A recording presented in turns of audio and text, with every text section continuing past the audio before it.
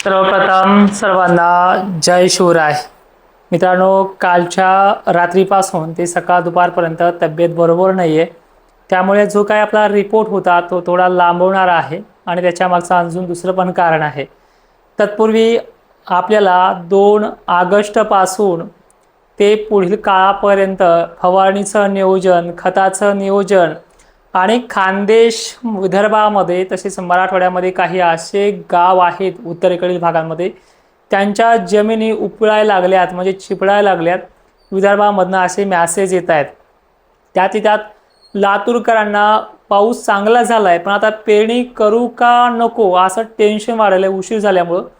जर केलं तर आता IMDने सांगितलं की सप्टेंबर ऑक्टोबर सुपर अल्निनोचा मोठा इफेक्ट पडणार आहे. पाऊस खूप कमी असणार आहे आणि याच्यामुळेच आपण थोडा रिपोर्ट एका मोठ्या कारणामुळे मागे ठेवला आहे. कारण की त्या IMDच्या अंदाजावरती सुद्धा अंदाज देणारे आपल्या रिपोर्टची वाट बघतायत.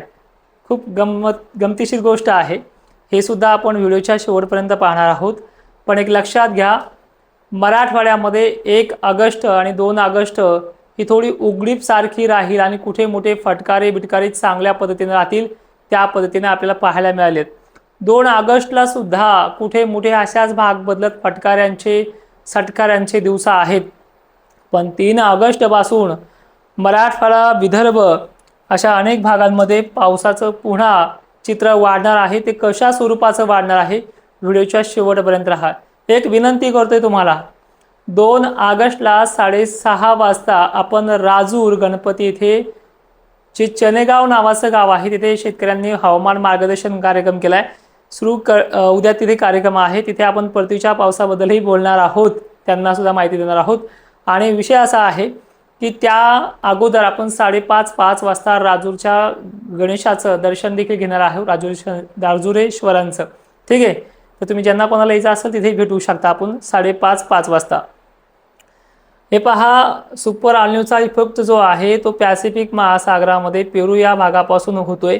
पण तिथले वारे अजूनही भारताच्या इथे पोहोचलेच नाही. इथे 5-5 दिवसाला मोठे मोठे सायक्लोनिक सिस्टम बनत आहेत. त्याचा काही इकडे फरक पडलेला नाही आहे. आपल्याला आपल्याच भारताच्या अरबी समुद्र हिंदी महासागरातून जे काही वारे बाष्प गोळा करतात आणि ते भारतापर्यंत आणतात. MgO पॉझिटिव्हचा हा इफेक्ट असं म्हणता येते. आणि याच्याबद्दल अजूनही तुम्हाला सखोल सांगू, त्याबद्दल आपण एक शॉर्टकट व्हिडिओ त्याचा बनवूया. पण आता आपल्याला नियोजन करायचंय शेतीचं. आता हे MgO ऐकायला आपल्याला वेळ नाहीये. ते ऐकायचं असेल तर तुम्हाला माहिती आहे, ChatGPTवर टाका, सगळं सविस्तर ते सांगून देईल तुम्हाला. पण आता विषय असा आहे की हे बघा, मराठवाड्यातल्या एकंदरीत सर्व जिल्ह्यांमध्ये, विदर्भाच्या सुद्धा सर्व जिल्ह्यांमध्ये आपल्याला फुटकारे हे पुन्हा वाढणार आहेत. काही ठिकाणी मुसळधार सर देखील कोसळू शकते. जसं 30 जुलैला आणि 31च्या दुपारपर्यंत झालंय ते होणार नाहीये. पण त्यासारखंच 15-20 मिनिटाचा पाऊस बीड, लातूर, सोलापूरमध्ये, धाराशिवमध्ये 3-4 जुलैला सुरुवात करणार आहे. आणि त्याचबरोबर यवतमाळ, चंद्रपूर, गोंदिया, भंडारा, हिंगोली, वाशिमसह बुलढाणा, भोकरदन, जाफराबादसह छत्रपती संभाजीनगर. सरळ थोड्या आणि 2 शब्दामध्ये सांगायचं म्हटलं, मराठवाड्यातल्या आणि विदर्भाच्या सर्व जिल्ह्यांमध्ये हे फुटकारे 5 मिनिटासाठी, 10 मिनिटासाठी. आता पहिलीच ओल जास्त झाली काही भागांमध्ये, त्यामुळे त्या भागांना हे कसा जरी पडला तरी पाणी साचू लागेल. तो तुम्हाला मुसळधारच वाटणार आहे. तो त्या पद्धतीने आहे. आणि जो शब्द तुम्हाला मागे दिले होते की विहिरीला पाणी वाढेल, काहींना परसभर 2 परसभर, तर काहींचे डायरेक्टली विहिरी उपळायला लागल्यात अशी परिस्थिती पाहायला मिळते. जायकवाडी धरणाचा तर विषय असा झालाय की 78% भरलंय.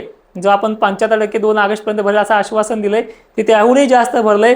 मग जरी सप्टेंबर ऑक्टोबरला पाऊस कमी राहणार तर नाहीच, उलटच होणार, वाहुणी होणार, नासाडी होणार, ते सगळा विषय वेगळा आहे.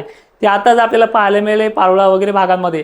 खरं तर दुःख वाटतं ह्या गोष्टीचं, सावध राहिले असते शेतकरी, पण ते विषय वेगळा आहे. पण याच भागांमध्ये खानदेशला पुन्हा फटकारे बिटकारे या टायमिंगला वाढणार आहे. मग यामध्ये जे परिसर आहे, जो आपण वारंवार ह्या भागाचा जर विचार केला तर यांना परतीच्या पावसाशिवाय विहिरीला पाणी येत नाही. पण सध्या इथे काय घडणार आहे या गोष्टीकडे फोकस करूया. तो म्हणजे सांगली सोलापूरचा भाग. या सांगली सोलापूरला काय पद्धत राहू शकते हे देखील पाहूयात.